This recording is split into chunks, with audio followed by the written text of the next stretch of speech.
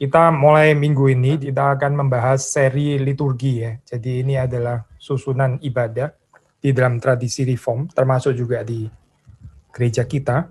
Kita akan membahas satu persatu dan hari ini kita mulai dengan votum, nanti akan diakhiri dengan doksologi dan doa berkat. Kita membaca 2 ayat. Mari kita membuka dari Mazmur 124 ayat 8. Mazmur 124 ayat 8. Saya membaca bagi kita semua. Pertolongan kita adalah dalam nama Tuhan yang menjadikan langit dan bumi. Kita membaca satu lagi, yaitu votum di hari ini yang tadi kita sudah dengarkan, yaitu dari 1 Yohanes pasal yang ketiga. 1 Yohanes pasal yang ketiga, kita membaca ayat yang ke-8b. Ayat yang ke-8b. Untuk inilah anak Allah menyatakan dirinya, yaitu supaya ia membinasakan perbuatan-perbuatan iblis itu. Mari kita masuk di dalam doa. Tuhan berkati perenungan firman Tuhan pada pagi hari ini. Tuhan yang menolong kami untuk bisa mengerti apa yang menjadi kehendak Tuhan, khususnya ketika kami ingin menghayati dengan lebih benar lagi kehidupan di dalam kami beribadah, liturgi yang ada pada kami, dan bukan hanya pada hari Minggu, tapi juga di dalam kehidupan kami sehari-hari.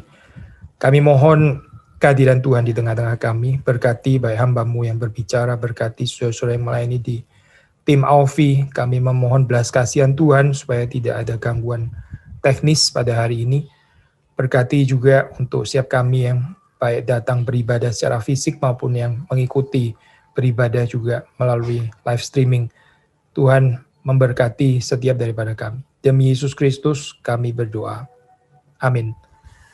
Nah, seri ini sebetulnya merupakan satu kelanjutan daripada apa yang sudah dibahas oleh Pendeta Jethro. Ya, seperti sudah tahu Pendeta Jethro membahas ini ya, Pak, itu pentingnya makna liturgi di dalam kehidupan kita. Jadi waktu kita datang beribadah ya, itu kita bukan hanya sekedar apa ini ya, doing certain checklist gitu ya, dan sudah selesai. Nah sekarang gitu ya, kita mendengarkan firman Tuhan. Tapi sebelum mendengarkan firman Tuhan dan sesudah firman Tuhan sebetulnya nggak terlalu penting gitu ya.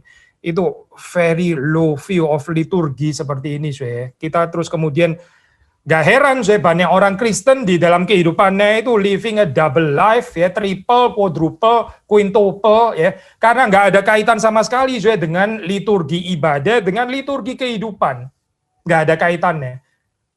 Kita nggak perlu heran dengan model schizophrenic Christianity ya, yang terus kemudian kok bisa ya di dalam gereja mengajarkan ini, terus kemudian di dalam philosophy of ministry ternyata hal yang lain lagi gitu. Ternyata bukan Injil yang kita dengar, tapi cara corporate misalnya begitu ya, cara dunia yang dipakai. Nah, Pendeta Jethro sudah menjelaskan ini ya, inspired dari James Smith. Ya dia terkenal dengan cultural liturgies ya, saya itu liturgi itu at war. Saya nggak akan mengulang ini terlalu panjang karena Pak Jethro juga sudah khotbahkan berminggu-minggu ya sebetulnya. Saudara bisa mengikutinya di podcast ini ya, PDT ya, atau mungkin ada juga di podcast Kelapa Gading, saya nggak tahu gitu.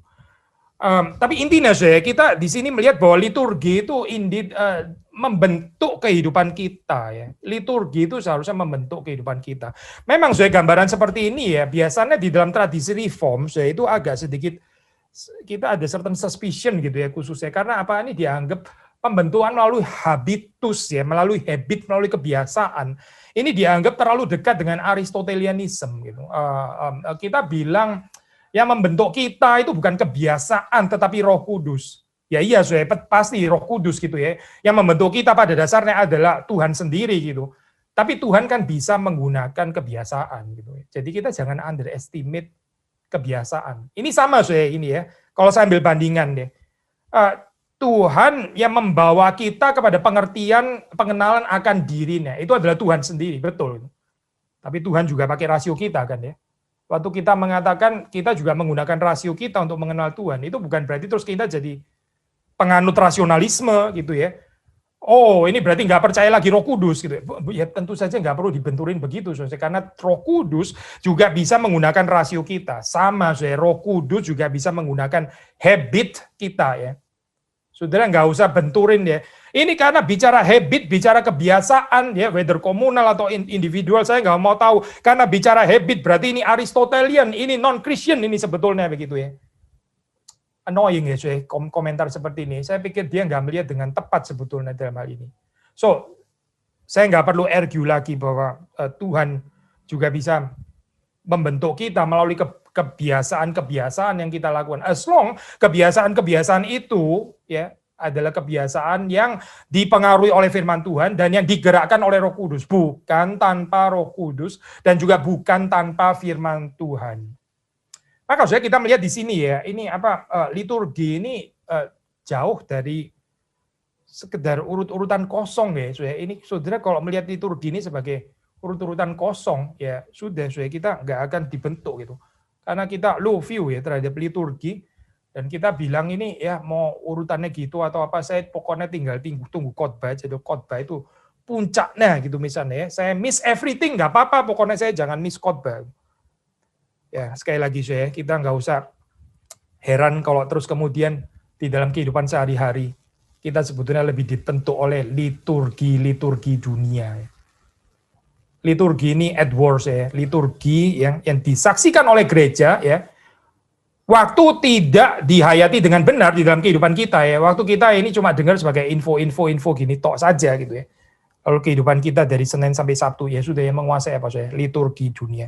Saudara jangan underestimate ya saya, di dalam dunia itu penuh dengan liturgi. Maka di sini ini temptation ya by the way, saya ini minggu info COVID ya, minggu info COVID ini menurut kalender gereja, ya sudah tahunya adalah minggu pertama setelah Rabu-Abu ya. Biasanya dalam minggu pertama ini perenungannya adalah tentang temptation of Jesus. Tapi kita sudah bahas minggu lalu ya, kita mendahului satu minggu karena kita ekspositori, jadi kita nggak akan menunggu dalam hal ini ya. Tapi kita masih bisa kaitkan saya dengan apa yang kita renungkan minggu lalu. Pencobaannya apa, saya? Pencobaannya bagi kita, yaitu saya pencobaannya adalah waktu kita di dalam kehidupan sehari-hari, saya kita nggak ada liturgi Kristen, yang menguasai kita ada liturgi kingdoms of the world, ya, yang ditawarkan setan itu, yang ditawarkan iblis itu yang justru dihidupi. Lalu minggu balik lagi, puji Tuhan, ya, dengar fotum, ya, firman Tuhan, ada confession of sin, lalu doxologi, benediction, lalu Senin sampai Sabtu balik lagi sudah di dalam liturgi apa? Liturgi kerajaan-kerajaan dunia yang ditawarkan oleh iblis itu. Gitu. Waktu hari Minggu, ya, kita mengikuti Yesus. Jangan ada padamu Allah yang lain, sembahlah Tuhan Allahmu, kepada Dia sajalah engkau harus berbakti. Waktu Senin sampai Sabtu balik lagi kepada yang ditawarkan oleh iblis. Ini kekristenan apa saya seperti ini? Nah, saya teguran-teguran seperti ini ya, harap saudara jangan salah mengerti. Oh, ini legalisme, ini neolegalisme. Gitu. Ini nggak memberitakan kasih karunia, saudara. Setan itu pinter ya. Orang bicara tentang sanctification, bicara tentang pengudusan, bicara tentang pengikutan Kristus, dibilang legalisme. Dibilang katanya ini kurang injili, khotbahnya. Saudara jangan disesatkan dengan statement-statement seperti itu. Nggak ada Injil yang murah itu nggak pernah ada. Saya. Injil yang cuma bicara kasih karunia, bicara kasih tapi nggak membicarakan kekudusan Tuhan, ya, itu bukan Injil yang di dalam Alkitab. Saudara. Dan saudara jangan bilang setiap kali kita bicara kekudusan, lalu ini neolegalisme, ini khotbahkan Taurat, ini nggak khotbahkan Injil, ini bukan gereja Injili, tapi gereja Taurat dan sebagainya. Hati-hati ya saudara. Setan itu berusaha menghadirkan konsep cheap grace ya, yang sebetulnya nggak pernah diajarkan oleh Alkitab. Tapi tentu saja kita juga harus berhati-hati dengan betul-betul legalisme ya. Legalisme itu mengajarkan kita bisa berbuat menyenangkan Tuhan, saleh mengikut Tuhan, tanpa anugerah dan kasih karunia Tuhan. Kita nggak percaya itu saya. Tapi sekali lagi saya, bahayanya ya, orang yang hanya melihat liturgi itu sebagai sekedar urut-urutan yang kosong ya. Lalu kalau bukan urut-urutan kosong apa sih? Kita percaya liturgi itu merefleksikan Injil Kristus. Yang tercermin, yang direfleksikan, dipancarkan di dalam liturgi itu seharusnya adalah Injil Kristus. Mulai dari votum sampai terakhir ya. Bicara tentang Injil Kristus. Dan ini seharusnya ya menjadi liturgi kehidupan kita sehari-hari. Kita nggak tertarik ke Kristenan skizofrenik untuk kesekian kalinya ya. Saudara nggak usah kaget kalau terus kemudian ada orang yang hidup double life dan sebagainya. Saudara, kita harus takut dan gentar ya. Kita harus introspeksi melihat diri kita sendiri ya. Kita harus tanya kepada diri kita sendiri. Apakah saya memperlakukan ibadah itu seperti itu? Apakah saya memperlakukan liturgi itu ya sudah cuma urut-urutan gitu saya nggak ada hubungannya kok nih dengan kehidupan saya. Nanti Senin sampai Sabtu saya punya liturgi saya sendiri. Saya punya liturgi saya sendiri. Saya nggak percaya itu liturgi Injil, itu cuma jalan waktu Minggu saja. Waktu kita run the church ya, waktu kita mengelola gereja, kita juga menjalankan liturgi kita sendiri. Bukan liturgi Injil. Kita bangun dengan liturgi cara sendiri. Lalu bagaimana sih? Kita melihat kekristenan nggak mempengaruhi, nggak ada. Kok lain sekali ya?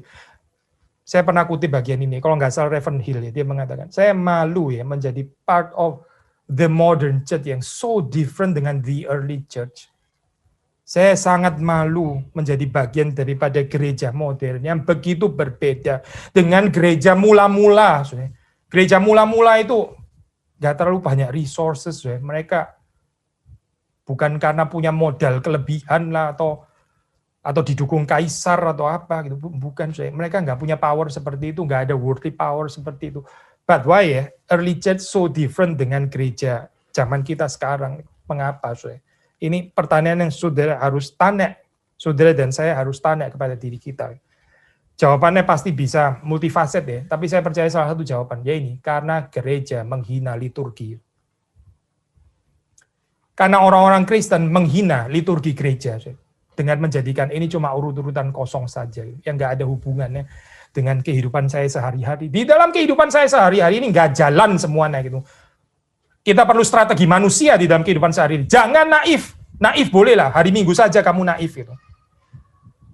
Kita bicara pertolongan, kita adalah dalam nama Tuhan yang menjadikan langit dan bumi. Ya bolehlah bicara itu, votum hari Minggu. Tapi kita tahu ya, di dalam dunia kita perlu kuasa koneksi. Kita tahu ya, di dalam dunia kita perlu orang-orang kaya. Kita tahu ya, di dalam dunia ini kita perlu kuasa militer. Kita tahu di dalam dunia ini mesti pinter-pinter bisa mengambil hati orang lain. Jadi pertolongan kita adalah dalam nama Tuhan yang menjadikan langit dan bumi. Ini omong kosong di dalam kehidupan kita Senin sampai Sabtu. Kita nggak percaya Injil sebetulnya. Lalu kita masih heran, kenapa bisa ada orang menjalani double life? Apa nih yang heran di sini gitu? Nggak ada yang mengherankan sama sekali. Nggak perlu heran. Saudara dan saya juga akan jadi seperti itu juga. Kalau kita memperlakukan liturgi seperti ini, buat kita ini satu urut-urutan kosong yang nggak ada artinya. Yang kita nggak tertarik di dalam kehidupan kita. Lalu waktu Minggu ya kita berseru seperti ini. Waktu Senin sampai Sabtu kita menghidupi totally different life. Sama sekali yang nggak ada hubungannya dengan liturgi yang kita rayakan pada hari Minggu. Heran kenapa gereja modern nggak seperti gereja mula-mula. Padahal sebetulnya nggak ada yang mengherankan di sini. Kita mengatakan kalimat ini bukan dengan spirit self-righteous ya, karena kita nggak lebih baik daripada orang-orang yang gagal. Kita juga gagal kok, kita juga ada kelemahan. Tapi ini satu peringatan keras ya untuk saudara dan saya. Mari kita introspeksi, mari kita bertobat bertobat. Gereja perlu bertobat, yang perlu bertobat itu gereja terutama Yang perlu bertobat itu adalah orang-orang Kristen ya, yang menghina liturgi. Yang waktu mereka kebaktian, mereka nggak peduli dengan apa yang terjadi di sana gitu. Karena di dalam kehidupan mereka sehari-hari, mereka menghidupi story yang sama sekali lain dengan Injil. Nggak ada hubungannya sama sekali dengan Injil. Lalu, kita masih tanya, kenapa ya kekristenan nggak mempengaruhi dunia ini? Nggak usah tanya lagi lah kalimat seperti itu. Lebih baik tanya, kenapa saya nggak tertarik dengan story Injil? Kenapa saya nggak tertarik dengan story kerajaan Allah? Kingdom of Heaven yang diberitakan Yesus. Kita lebih percaya karena yang works in this world adalah kingdoms of the world and all of their glory, itu segala kemegahannya ini yang lebih jalan sebetulnya. Injil itu nggak bisa dipraktekkan di dalam kehidupan. Kalau kita percaya seperti ini ya sudah nggak ada masa depan untuk kekristenan. Suram sekali gereja Injili sangat-sangat suram. Kita sudah sering membahas bagian ini ya. Kekristenan itu bukan retorika, bukan sekedar retorika. Boleh di dalamnya ada aspek retorika, boleh saja. In fact, khotbah ini juga ada retorikanya kan pasti ya. Tapi kekristenan itu bukan hanya retorika. Kekristenan itu bicara tentang the transforming power of the gospel. Dan salah satunya adalah sudah melalui liturgi. Salah satunya adalah melalui ibadah. Jadi kita di sini bicara tentang penghayatan yang benar ya di dalam ibadah. Bukan again merely doing certain checklist gitu. Sudah. Sampai mana ya? Lihat jam. Berapa menit lagi ya kira-kira selesai? Aduh, lama banget ya khotbahnya gitu. Nggak selesai ya dan sebagainya. Ini sudah mau makan siang ya dan sebagainya. Kalau kita seperti ini, sekali lagi ya, masa depan gereja itu betul-betul suram ya, sangat-sangat suram. Votum, apa ya artinya votum? Nah ini menarik, kalau sudah menyelidiki di dalam ini ya, historically ini sebetulnya istilah yang dipakai di dalam agama Romawi kuno ya, agama Romawi kuno itu votum ya, itu vota, ini bahasa Latin deh, plural, itu artinya adalah satu ikrar atau janji ya, yang diikrarkan ya dibuat ya dinaikkan oleh manusia kepada ya yang ilahi. Nah ini menarik votum itu adalah ikrar ya, ini a vow gitu ya, satu janji ikrar yang dinaikkan kepada sang ilahi. Tapi votum kita ya tadi ya saudara mendengar votum kita dari 1 Yohanes 3 atau yang seringkali dipakai di dalam gereja-gereja reform ya, Mazmur 124 ayat 8 yang tadi kita baca ya. Ini lebih berbicara janji Tuhan kepada kita. Bukan janji saudara dan saya kepada Tuhan. Itu agama dari bawah. Kepercayaan kita ini adalah berdasarkan janji Tuhan. Bukan janji saudara dan saya. Ibadah kita dibangun berdasarkan dasar kesetiaan Tuhan yang berjanji dan setia terhadap janjinya. Bukan kesetiaan saudara dan saya dengan janji kita yang seringkali omong kosong itu. Kalau ibadah kita bergantung kepada janji kita, ya sudah. Good luck to your theology. Gak ada masa depan ya. Kita ini orang-orang yang sangat moody, yang gak stabil, yang berubah-berubah, yang indecisive, yang gonta-ganti terus dan sebagainya. Hari ini cinta Tuhan berkobar-kobar, besok menjadi luar biasa dingin, lalu terus kemudian berkobar-kobar lagi, dingin lagi, tergantung ada retreat atau KKR atau seminar atau apa begitu ya. Puji Tuhan Votum tidak mengajarkan itu. Votum kita itu melandaskan ibadah kita di dalam nama Tuhan, bukan di dalam kesetiaan saudara dan saya. Ya, betul, saudara masih boleh pakai istilah votum ya. Tapi ingat ya, ini bukan agama Romawi kuno, bukan. Ini adalah kepercayaan kepada Yesus Kristus. Votum ini didasarkan atas janji kesetiaan Tuhan bagi saudara dan saya. Maka kehidupan kita ya, Senin sampai Sabtu, itu juga bukan bergantung kepada janji kesetiaan saudara. Itu harusnya bergantung kepada janji kesetiaan Tuhan. Skizofrenik ya, kalau kita Minggu kita percaya janji kesetiaan Tuhan. Lalu Senin sampai Sabtu saudara nervous banget ya. Bagaimana ya menjadi orang yang setia ya? Mesti setia ini, saya mesti janji dan sebagainya. Saudara mengkhianati liturgi ya. Lalu hidup seperti capek sekali ya, restless gitu ya, karena kita tuh ditagih janji ya. Mendadak Senin sampai Sabtu kok jadi manusia yang berjanji. Kita nggak dengar janji Tuhan, Senin sampai Sabtu. Kita mendengar janji manusia. Lalu menjadi society yang berlomba untuk berjanji. Berusaha membuktikan diri bahwa kita janjinya nggak omong kosong dan sebagainya. Mana Tuhan di sini? Di mana Tuhan? Di mana Tuhan di dalam kehidupan kita sehari-hari? Kita jangan cuma reform di hari Minggu terus kemudian Senin sampai Sabtu kita jadi mendadak ultra Arminian atau even Pelagian. Itu bukan kekristenan itu kemunafikan, yaitu yang disebut dengan double life ya ini. Gak usah lihat orang lain kita sendiri menjalankan double life. Dan ini serius Kecuali apa ya ini kecuali kita menghayati liturgi kita dengan benar. Votum. Sekali lagi ya, saya baca ya, votum kita. Votum di dalam tradisi reform yang banyak sekali dipakai di dalam gereja-gereja reform. Yaitu bunyinya pertolongan kita adalah dalam nama Tuhan yang menjadikan langit dan bumi. Tuhan yang menjadikan langit dan bumi. Langit dan bumi ini bukan struggle dengan sendirinya gitu ya. Terus kemudian menjadi apa, menara Babel atau apa gitu. Oh tidak. Yang menjadikan langit dan bumi itu adalah Tuhan. Saudara perhatikan cerita terjadinya Israel ya. Ini kan ada kaitan votum dengan invocatio. Invocatio itu ya, itu kan sebetulnya memanggil nama Tuhan. invocation, calling on the name of the Lord ya. Tapi di dalam perspektif reform saya ini Tuhan yang memanggil kita ya. Bukan kita yang memanggil Tuhan terlebih dahulu, tapi Tuhan yang memanggil kita. Pertanyaannya itu bukan apakah kita memanggil Tuhan gitu, tapi apakah kita dengar panggilan Tuhan. Saudara dengar panggilan Tuhan. Ada orang suka memanggil nama Tuhan, tapi memanggil nama Tuhan, Tuhan menurut imajinasinya dia sendiri. Dia berdoa, sering berdoa, saya berdoa, minta tolong kepada Tuhan. Tapi Tuhan menurut imajinasinya dia sendiri. Tapi dia nggak pernah mau dengar Tuhan itu bicara apa di dalam kehidupannya dia. Apa yang Tuhan bicara di dalam kehidupannya dia nggak pernah mau tahu. Yang ada dia terus bicara kepada Tuhan dan suruh Tuhan dengar. Tapi dia sendiri nggak tertarik mendengar panggilan Tuhan. Perhatikan saya cerita Abraham ya, dia dipanggil oleh Tuhan. Terjadinya Israel itu bukan karena Abraham memanggil nama Tuhan, saya bukan, tapi karena Abraham dipanggil oleh Tuhan. Maka Mazmur 124 ini ya, waktu kita mendengar kalimat ini, pertolongan kita adalah dalam nama Tuhan yang menjadikan langit dan bumi. Saudara dan saya bisa beribadah karena kita dipanggil untuk beribadah dan yang memanggil kita adalah Tuhan. Yang memanggil kita beribadah itu adalah Tuhan. Waktu Tuhan berbicara hari ini, saya jangan keraskan hatimu. Tuhan yang memanggil. Kalau kita yang memanggil, itu tergantung kita. Saya. Kita mau memanggil, ya terserah saya mau memanggil, saya nggak memanggil gitu ya. Itu oke lah, saya memanggil, ya sudah memanggil, nggak dijawab, toh saya memanggil. Tapi kalau kita percaya Tuhan yang memanggil, saudara mesti pikir ulang ya. Betul nggak? Saudara nggak jawab itu. Kalau Tuhan yang memanggil, lalu terus kemudian kita nggak jawab, ini benar nggak ya?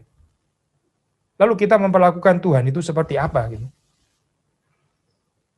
Tuhan memanggil, ya oke Tuhan memanggil, oke nanti ya, nggak sekarang ya Tuhan ya, jangan sekarang, lagi banjir Tuhan, atau apa gitu misalnya, jangan sekarang Tuhan, jangan panggil saya sekarang, lagi sibuk. Kalau kita percaya foto ini saya di dalam kehidupan kita, saya percaya kehidupan kita ini akan berubah. Gitu. Kehidupan kita itu harusnya berubah. Gitu. Ini transforming power of the gospel. Tuhan kita adalah Tuhan yang berbicara dan Dia memanggil. Berbahagia supaya kita yang berespon dengan benar.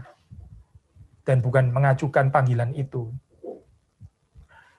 Saudara, ini apa tradisi dari Mazmur 124 ini penggunaan di dalam liturgi ya. Ini menarik saya. Ini biasa dibisikkan oleh imam ya waktu mereka sebelum misa gitu. Ini sudah sebelum Calvin saya jadi di dalam medieval. Menarik ya saya bahwa Calvin tetap mempertahankan ini. Ini sesuatu yang kita perlu bahas ya. Bukannya reform kalau bisa get rid of all Roman Catholicism gitu ya. Tapi kenapa ini justru dipertahankan? Saya percaya jawabannya adalah ya karena memang ini biblical, ini Alkitab kok. Ini praktek yang Alkitab saya. Praktek adalah dari Alkitab. Segala sesuatu yang Alkitab dia mau dari Eastern Orthodox, Roman Catholic, mau dari apapun saya. Kita mesti taat karena ini Alkitab itu. Kalau enggak kita membuang air kotor berserta dengan bayinya saya. Bayinya itu Alkitab maksudnya.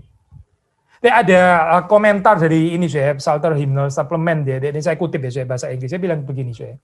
Thus, fotum ini, thus it was not the beginning of the people's worship. It was part of the priest's private preparation for worship. The words were taken over by Calvin to begin the morning worship for all the people. He did not tell us why he used the words. Our liturgical rationale is, in a sense, after the fact. Ada beberapa yang kita bisa gali daripada kalimat ini ya, cukup kondens. Pertama di sini ya. Jadi saudara perhatikan ya, ini waktu orang-orang di dalam zaman medieval ya, sebelum mereka itu berbakti kepada Tuhan ya. Sebelum mereka itu beribadah ya, itu imam itu membisikkan ya ini ayat ini saya, pertolongan kita adalah dalam nama Tuhan yang menjadikan langit dan bumi. Berarti ini seluruh ibadah itu dibangun berdasarkan pertolongan nama Tuhan, bukan kita, saya bukan, tapi pertolongan nama Tuhan. Ya. Satu persiapan yang sangat penting, saya. Lalu Calvin take over bagian ini, ya. Dia menggunakan dalam morning worship. Waktu dia sendiri memimpin ibadah, dia menggunakan fotum ini. Ya. Dan yang menarik, saya di sini dikatakan adalah ini ya, jadi di sini saya ini fotum ini ya, ini merupakan satu kebiasaan yang sudah datang dari tradisi, ya. Tradisi yang setia kepada Alkitab tentunya. Gitu. Kita teringat kepada prinsip ini saya, prinsip yang juga dari medieval ya. Di dalam bahasa Latin itu lex orandi as lex credendi. Sekali lagi saya, lex orandi as lex credendi. Artinya the rule of praying is the rule of belief ya. Aturan kita hukum ya, aturan berdoa ya. Itu adalah aturan kepercayaan kita. Maksudnya apa sih saudara? Nah, saudara tahu ya, kita tentu saja berharap ya doktrin yang dipercaya oleh gereja itu harusnya tercermin di dalam liturgi, betul kan ya? Doktrin yang dipercaya oleh gereja harusnya itu tercermin di dalam liturgi. Kalau doktrinnya reform ya harusnya liturginya reform gitu ya. Jangan Pelagian gitu misalnya, karena itu bukan reform. Nah, tetapi ini yang menarik adalah sebaliknya itu juga benar. Nah, ini ya kita mungkin kurang membahas ya. Sebaliknya juga benar, yaitu apa sih? Liturgical practices ini ya, praktek liturgis itu harusnya juga shape ya, membentuk doctrinal formulation of the church. Saudara bilang, lu terbalik dong, ini kok jadi bottom up seperti ini gitu ya. Bottom up harusnya top down gitu ya. Kita orang reform suka top down, nggak mau bottom up ya. Bottom up itu ntar salah gitu ya. Tapi saudara perhatikan ya, bottom up sebagai approach itu nggak ada masalah, saudara. As long as ya yang bottom itu ya, let's say dalam hal ini liturgical practices itu adalah setia kepada Alkitab. By the way, saudara, kita nggak benar ya kalau kita bilang doctrinal formulation itu adalah yang di atas, lalu liturgical practices itu adalah yang di bawah. Loh, ini statement dari mana ya, saudara? Yang di atas itu firman Tuhan. Yang di atas itu Alkitab ya, yang di atas itu Tuhan. Itu kita bilang seperti itu. Doktrin itu sendiri juga harusnya diturunkan dari Alkitab kan. Yang di atas itu Alkitab harusnya gitu. So kalau ada liturgi yang dipengaruhi oleh Alkitab, terus kemudian ini menjadi satu kebiasaan yang baik ya karena sesuatu yang Alkitabiah, terus kemudian doktrinal formulasi gereja itu ya dipengaruhi dari liturgi yang ini baik sekali maksudnya apa justru formula doktrin ini bukan sesuatu yang skolastik, yang modern proposition ngawang-ngawang di atas yang nggak ada kaitannya. Karena apa? Karena sudah selalu dipraktekkan di dalam ibadah. Ada keindahannya sebetulnya. Gitu. Kalau saudara mengerti Tritunggal ya, Trinitarian structure ya, bukan cuma di dalam doktrinal formulasi kita ya, tapi sesuatu yang kita hayati juga di dalam ibadah kita. Gitu. Ada habitual experience yang terus-menerus ya, diulang di dalam kehidupan kita. Nah itu masuk sampai ke dalam diri kita. Gitu. Justru yang seringkali menjadi persoalan adalah ini doktrin yang nggak ada penghayatan liturgis ya, justru. Nggak dihayati secara liturgikal, nggak ada tempatnya di dalam ibadah. Justru doktrin-doktrin yang seperti ini yang terancam menjadi doktrin yang ngawang-ngawang. Lalu apa yang terjadi kalau doktrin ngawang-ngawang? Balik lagi ya ini double life, triple life, quadruple life, quintuple life. Karena apa ya karena doktrinnya ngawang-ngawang nggak tahu ini bagaimana aplikasinya. Sangat ada bedanya doktrin itu kalau kita hayati di dalam liturgis. Ini kan kita percaya doctrine of grace ya, doktrin anugerah. Doktrin anugerah, kita percaya theology of grace. Lalu votum kita, perhatikan ya, pertolongan kita adalah dalam nama Tuhan yang menjadikan langit dan bumi. Calvin di dalam tafsirannya ya ini dia membicarakan seperti ini. Maksudnya Mazmur 124 ya. Saya kutip dalam bahasa Inggris, nanti saya coba paraphrase terjemahannya. The contrast between the help of God and other resources in which the world vainly confides, as we have seen in Psalm 20 verse 7. Some trust in chariots and some in horses, but we will remember the name of the Lord our God. Is to be noticed that the faithful purge from all false confidence may betake themselves exclusively to his succor, to his help, to his aid, and depending upon it, may fearlessly despise whatever Satan and the world may plot against them. Ini padat ya komentar Calvin ya tentang hal ini ya. Pertama ya dia mengatakan, coba lihat ini, waktu kita bicara Mazmur 128 ya, pertolongan kita adalah dalam nama Tuhan. Ini langsung ada polemik di sini, ada kontras ya. The help of God atau the help of yang lain gitu.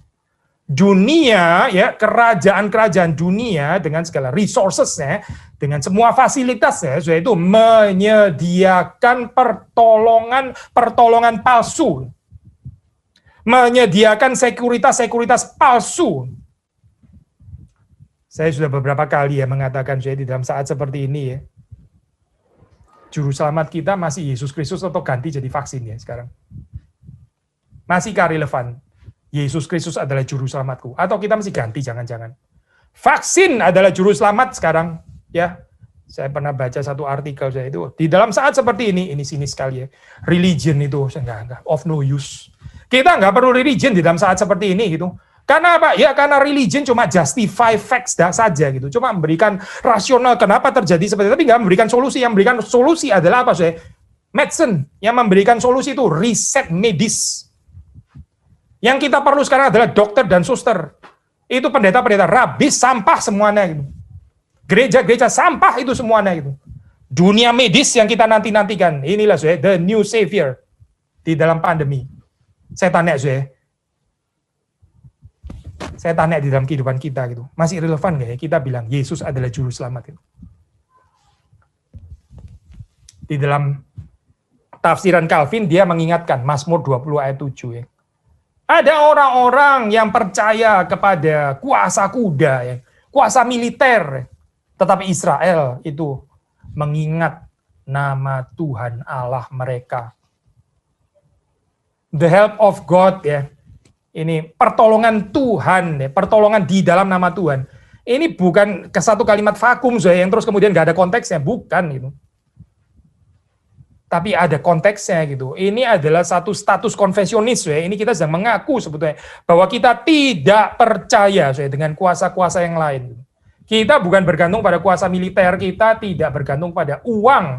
Kita nggak bergantung kepada koneksi, kita nggak bergantung kepada popularitas, fame, kita nggak bergantung kepada karisma, kita nggak bergantung kepada ya being a celebrity gitu misalnya. Bukan itu saya, bukan. Itu nggak percaya kepada the name of God. Itu adalah ofensif saya terhadap kepercayaan ini saya. Lalu alangkah celakanya ya saya kalau di dalam kekristenan ini cuma benar pada hari Minggu 2 jam saja. Pertolongan kita adalah di dalam nama Allah, Tuhan Allah kita yang menjadikan langit dan bumi. Mulai Senin, pertolongan kita adalah di dalam nama uang. Pertolongan kita adalah di dalam nama orang kaya. Pertolongan kita adalah di dalam koneksi-koneksi dengan orang-orang penting gitu. Tuhan, ya oke Tuhan, itu hari Minggu Tuhan. Gitu. Sekali lagi ya Syekh, kalau kita memperlakukan liturgi ini kosong seperti ini ya inilah Syekh, suram ya Syekh, masa depan gereja Injili. Betul-betul sangat suram Syekh, suram luar biasa. Kecuali kita menghayati dengan benar di dalam pertolongan Tuhan, di dalam anugerah Tuhan. Bukan dengan spirit self-righteousness, bukan. Karena kita juga akan gagal. Tapi Calvin mengingatkan ya di sini, ini perhatikan gitu. Kalau kita bicara kalimat ini, kalau kita mendengar kalimat ini, berarti apa sih? Berarti tidak bergantung kepada yang lain. Dan menarik sih, Calvin mengatakan ini loh, di dalam dunia ini, di dalam keseharian kita, setan ya kembali menawarkan, terus-menerus menawarkan kingdoms of the world dan segala kemegahannya ini. Ya, kamu percaya dalam nama Tuhan. Ya, bolehlah percaya dalam nama Tuhan. Baguslah religius. Tapi kamu perlu koneksi. Perlu kamu koneksi itu. Malah di dalam hal-hal tertentu koneksi lebih jalan daripada Tuhanmu yang gak jelas itu. Yang abstrak itu ya. Injil itu jadi kosong semuanya sih, kosong. Saudara berjalan di dalam jalan yang lebar atau jalan yang sempit? Jalan yang mana, saudara? Alkitab bilang mengikut Kristus itu jalan yang sempit, saudara. Ditertawakan, dianggap bodoh, naif. Lu nggak kenal orang-orang kaya, waduh, posisimu di gereja bahaya loh. Lu bisa ketendang keluar loh. Lu mendingan cari baik-baik orang-orang yang powerful di gereja yang mana. Baik-baik sama pemimpin gereja supaya hidupmu agak aman gitu. Lalu terus kemudian waktu Minggu ngomong lagi, pertolongan kita adalah di dalam nama Tuhan. Omong kosong saya lama-lama fotum itu. Kalimat omong kosong, kalimat munafik, kalimat yang kita nggak percaya kok sebetulnya gitu. Calvin mengatakan ini ya, setan itu ya, terus-menerus plot against them ya. Setan itu terus-menerus akan menawarkan kuasa-kuasa yang bukan Kristus, yang bukan Injil. Dia akan terus berusaha membujuk ya semua anak Tuhan, ayo ini yang jalan yang ini, kingdoms of the world dan segala kemegahannya. Lu yang ngomong tentang Injil itu maksudnya, aduh hidupmu kasihan nanti itu. Kamu berakhir disalib seperti Kristus. Saudara mengikut yang mana? Kita baru selesai khotbah ini minggu lalu ya, saudara. Dan kita nggak mau ini, oh itu khotbah minggu lalu. Minggu lalu kita bicara pencobaan. Ya. Tadi pagi saya ini khotbah dari Matius pasal keempat ya. Nih untuk kesekian kali nih, saudara mendapatkan reversal motif waktu Yesus dia berkarya ya. Menurut catatan Matius paling tidak sampai pasal 16. Pasal 4 sampai 16 itu panjang sekali. Yesus ada di Galilea, di North, bukan di Yudea. Yudea justru tempat yang sebetulnya lebih potensial kan, Yerusalem, Yudea, ya. Tapi Yudea yang justru dibiarkan di dalam kegelapan. Apa sih maksudnya? Waktu Yesus mengatakan, enyahlah iblis itu. Waktu Yesus tidak tertarik dengan kingdoms of the world, dia konsisten, betul-betul menghidupi itu. Dia bukan ke Yerusalem, bukan ke Yudea. Yerusalem itu kingdoms of the world dengan kemegahannya. Kemegahan keagamaan yang palsu. Yesus lahirnya di Bethlehem. Ya. Menurut Mika, itu kota kecil sekali. Kita sudah mengkhotbahkan, dia setelah itu pergi ke Nazaret, bahkan lebih kecil lagi daripada Bethlehem. Dan waktu dia berkarya, ya pasal 4-16 menurut catatan Matius, dia ke Galilea, daerah yang dianggap kafir itu, dia ada di sana. Terang itu mulai dari sana, bukan di Yerusalem. Ini berarti apa? Berarti Yesus betul-betul tidak tertarik dengan kingdoms of the world. Dia nggak tertarik dengan kerajaan-kerajaan dunia. Tapi saudara dan saya, kita bilangnya kingdom of heaven pada hari Minggu. Senin sampai Sabtu balik kingdoms of the world lagi. Ntar Minggu confession scene lagi kingdom of heaven lagi. Senin sampai Sabtu kingdoms of the world lagi. Ini apa-apaan kekristenan seperti ini. Gak ada urusannya sama sekali dengan Injil. Sekali lagi ya, saudara dan saya jangan-jangan juga hidup double life, gak kalah parahnya. Lalu kita seperti kayak kepingin marah dengan orang yang menghidupi double life. Saudara dan saya, kita sendiri hidup double life. Jangan-jangan. Apa sih saudara liturgi ini artinya? Fotum ini artinya apa di dalam kehidupan kita? Apa artinya kita mengatakan ya pertolongan kita adalah di dalam nama Tuhan? Apa ini artinya saudara? Apa artinya ya narasi kisah kerajaan sorga ini? Apa artinya untuk kita? Bagi Calvin artinya jelas. Dia mengkontraskan. Itu artinya berarti kita bukan percaya kepada kuasa yang lain. Gitu. Itu artinya ya seperti lagu yang tadi kita nyanyi, I'd rather have Jesus daripada semua yang lain. Betul nggak, saudara? Saudara rather have Jesus daripada semua yang lain. Saya bukan ngomong waktu kita kebaktian ya. Kalau kebaktian sih kayaknya iyalah. Di dalam kehidupan kita sehari-hari, saudara. Betul nggak sih kita ini rather have Jesus? Benar nggak sih, saudara? Atau kita rather have Jesus plus? Ya. Kristologi secara doktrin sih nggak ada plusnya. Katanya kalau plus itu bidat. Tapi dalam kehidupan sehari-hari mendadak jadi ada plusnya.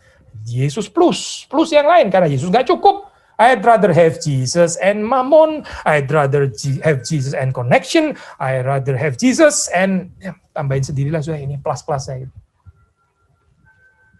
Kita betraying our liturgy ya, sudah. Kita ini mengkhianati liturgi kita sendiri. Mari kita bertobat ya, kembali kepada apa yang diajarkan oleh firman Tuhan. Mazmur 124 ini konteksnya adalah Mazmur ziarah ya. Ini adalah Mazmur ziarah. Perjalanan ziarah itu penuh bahaya, penuh bahaya. Kita orang modern sudah nggak kenal ini, apalagi kita ditambah Protestan lagi, Protestan nggak ziarah kayaknya. Ada baiknya saudara ini apa ya? Ada orang tulis secara spiritual, orang Protestan yang tulis spiritualitas ya. Saudara pergi ke gereja jalan kaki itu ya. Dan saudara bisa sedikit menghayati itu ziarah gitu ya. Despite saudara punya mobil dan ada transportasi. Itu kelelahan saudara ya. Ini apa aspek body apa ini? bodily aspek ya, waktu saudara pergi ke gereja itu limitasi kita ya. Bahaya, jauh lebih aman sih sekarang saudara. Tapi dulu sih, orang Israel waktu berjihad itu betul-betul bahayanya real gitu. Bahayanya apa kalau sudah baca di dalam 124 ya, dikatakan ada manusia yang bangkit melawan orang yang sedang mau ziarah. Ada orang yang marah-marah, ada amarah orang-orang yang gak seneng dengan orang-orang yang beribadah. Mereka menghadapi amarah orang-orang fasik. Orang yang mau beribadah menghadapi amarah ya orang-orang fasik. Ada air yang menghanyutkan, sudah tahu istilah air itu ya, chaotic power, bisa ditafsir lebih luas ya. The chaotic power in life ini ya, membuat kita jadi susah beribadah. Kita bilang kita hidup, kita mesti rapi dulu, baru saya mau beribadah. Mesti rapi dulu, baru saya beribadah. Chaotic power, sudah digambarkan, sudah di dalam 124. Jerat perangkap, ya memperlakukan manusia itu seperti kayak burung yang gampang ditangkap gitu. Ditangkap oleh orang-orang jahat. Ini semua gangguan-gangguan yang dicatat oleh 124 ya. Maksudnya apa sih? Orang sekali lagi ya, yang mau beribadah dengan benar itu banyak pencobaan, banyak pencobaan. Minggu ini sekali lagi ya, ini sebetulnya minggu info COVID ya, minggu pertama setelah Rabu-Abu ini seharusnya tema yang kita renungkan tentang pencobaan, tapi kita masih bisa kaitkan foto ini dengan kisah pencobaan. Ya ini orang yang mau beribadah kepada Tuhan itu banyak mengalami pencobaan. Pencobaan apa sih? Ya ini pencobaan percaya kepada kuasa lain. Pencobaan untuk rather have something else more than having Jesus. Ya itu pencobaannya. Cuma pertolongan dan belas kasihan Tuhan ya, yang membuat kita bisa beribadah. Hanya pertolongan di dalam nama Tuhan. Belas kasihan dan anugerahnya membuat saudara dan saya bisa beribadah. Bukan karena saudara lebih setia. Bukan karena saudara lebih berani gitu misalnya. Ini nggak bicara keberanian saudara dan saya, bukan. Ini bicara tentang kesetiaan Tuhan, tentang anugerah Tuhan. Saudara jangan judgmental dengan orang. Saya sudah berminggu-minggu sama, saya selalu datang fisik. Nggak seperti orang-orang lain itu ya, yang nggak datang fisik seperti, jangan saya. Itu nggak percaya fotum namanya. Fotum kita, pertolongan kita adalah di dalam nama Tuhan ya. Bukan di dalam nama kesetiaan saya. Bukan. Kita nggak bicara kesetiaan saudara dan saya. Kita bicara nama Tuhan di sini. Kalau kita betul-betul percaya fotum ini. Kita membuka ibadah kita ya, di dalam nama Tritunggal. Karena memang kita percaya di dalam nama ini. Bapa, Putra, dan Roh Kudus. Demikian juga kehidupan kita ya.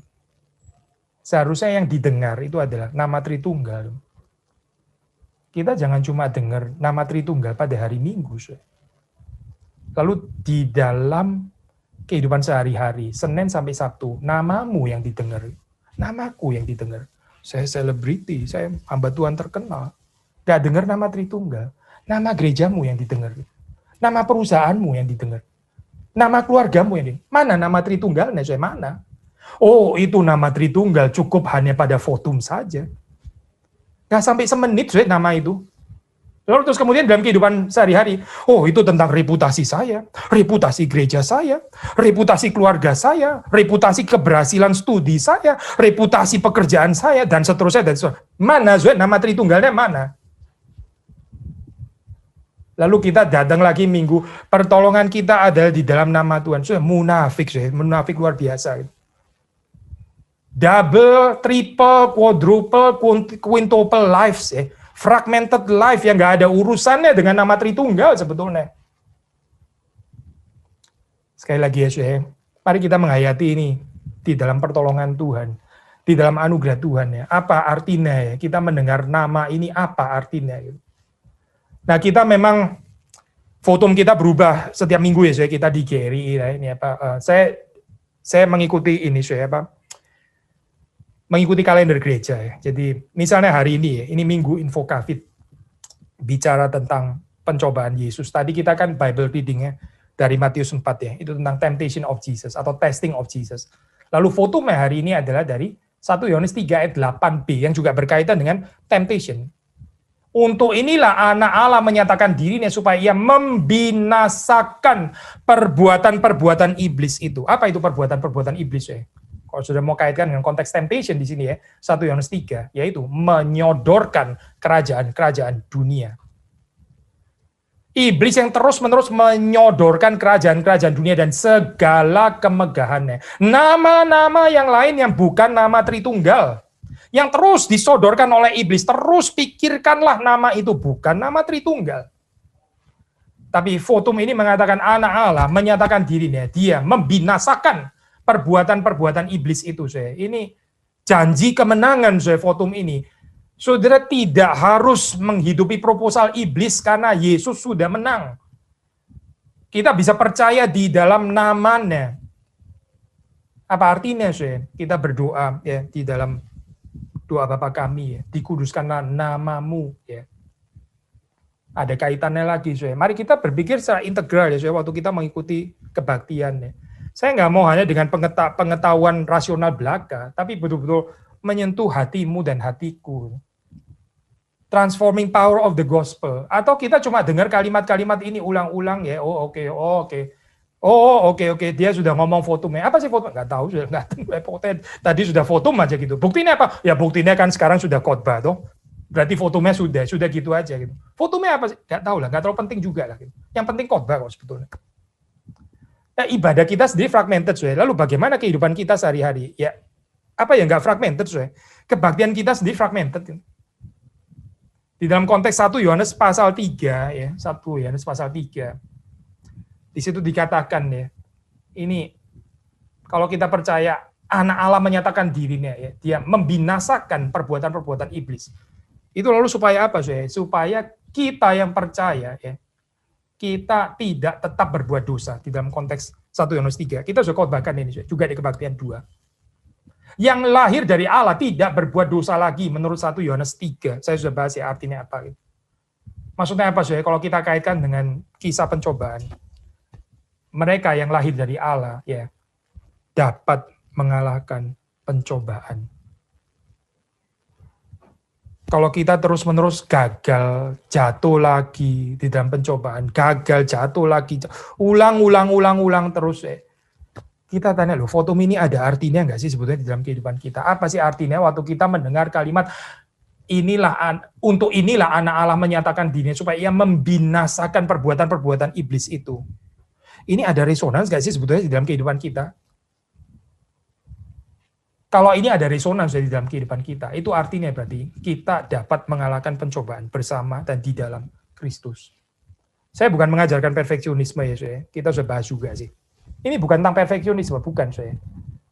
Tapi ini satu teguran ya untuk menghargai firman Tuhan, menghargai janji Tuhan.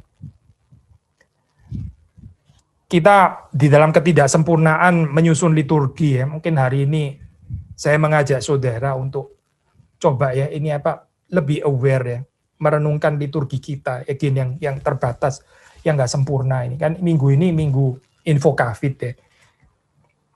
Ini adalah merenungkan tentang kisah pencobaan Kristus ya, dan Kristus sudah menang.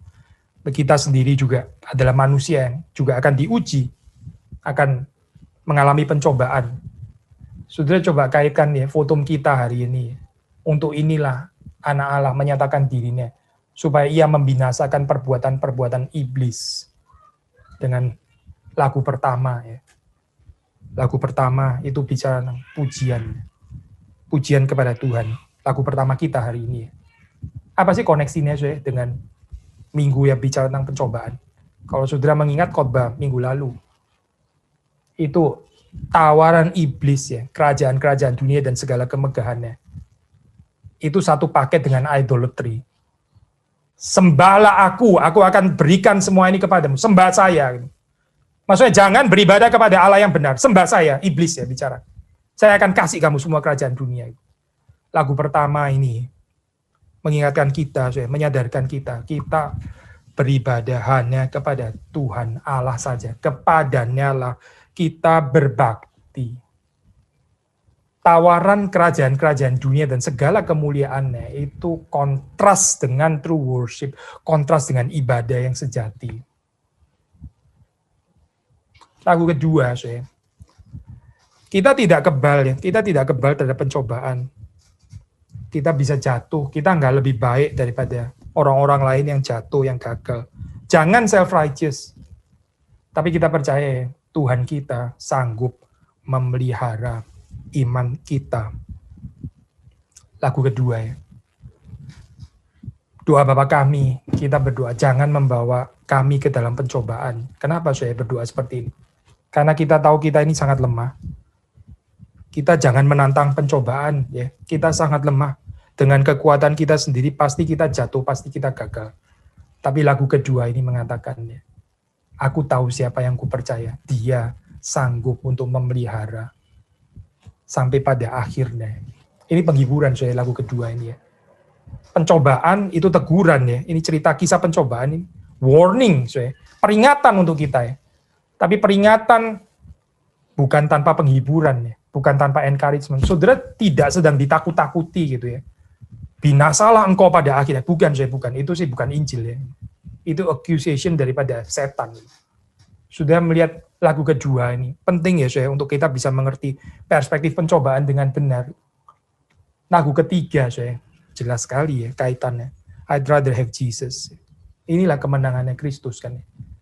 Daripada all kingdoms of the world.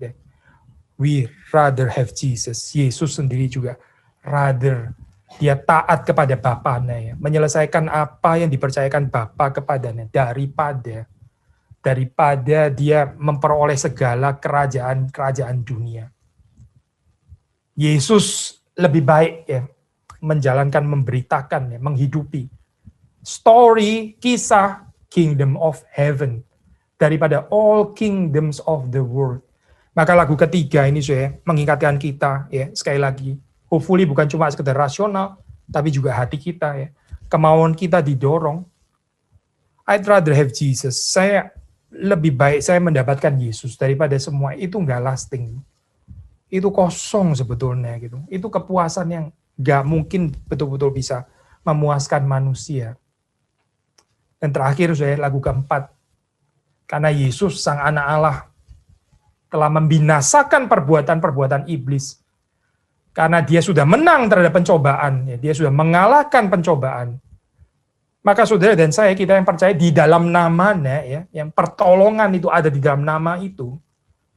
Saudara dan saya diundang, kita boleh ya, kita bisa menyerahkan hidup kita bagi Yesus. Nah, hopefully saya cerita kisah alur liturgi hari ini ya. Bukan berhenti hari ini saya. Terus kemudian sekali lagi ya, Senin sampai Sabtu story yang lain lagi, liturgi yang lain, fotonya ganti ya, lagunya ganti ya, semuanya ganti, pengakuannya ganti gitu. Semua ganti, totally ganti. Untuk ntar terus kemudian pada hari Minggu dibersihkan lagi dengan cerita Kristen. Kita gak tertarik dengan model liturgi yang seperti ini. Ini bukan pengertian liturgi sebetulnya. Liturgi itu baru adalah liturgi kalau itu juga adalah liturgi kehidupan kita. Sekali lagi dengan kekuatan kita sendiri, ya, pertolongan dari diri kita sendiri pasti kita nggak mampu. Pertolongan manusia nggak mampu. Kesalahan kita nggak mampu. Tapi berbahagia kalau kita meletakkan pertolongan kita itu di dalam nama Tuhan yang menjadikan langit dan bumi. Kiranya Tuhan memberkati kita semua. Mari kita masuk di dalam doa. Tuhan, kami bersyukur untuk firman Tuhan dan kami mohon supaya Engkau menolong kami untuk bisa lebih menghayati liturgi-liturgi yang kami lalui setiap minggu ini, entah apapun gereja kami, apapun liturginya. Selama itu sesuai dengan firman Tuhan, kami rindu Tuhan boleh menjadikan ini juga liturgi kehidupan kami. Ampuni Tuhan kami, orang-orang yang seringkali munafik ini, menghidupi double life, menghidupi hidup yang tidak sesuai dengan yang kami percaya pada hari Minggu. Kami membangun cerita yang sama sekali berbeda. Kami berdoa supaya Tuhan yang menyelamatkan kami, membawa kami ke dalam satu pertobatan yang sejati. Dan di dalam anugerah Tuhan, Tuhan sekali lagi memanggil kami. Tuhan sekali lagi membangunkan kami, supaya kami dengan sukacita, kami dengan sukarela, dan pertolongan anugerah Tuhan, menghidupi narasi kisah kerajaan sorga ini, bukan kerajaan-kerajaan dunia. yang ditawarkan oleh setan dengan memasukkan kami ke dalam penyembahan-penyembahan berhala. Kami berdoa supaya Tuhan menolong kami yang lemah, terus mempertumbuhkan kami, memberkati jemaat-Mu. Demi Yesus Kristus yang hidup, yang di dalam nama-Mu kami meletakkan doa kami, seluruh kehidupan kami. Kami berdoa. Amin.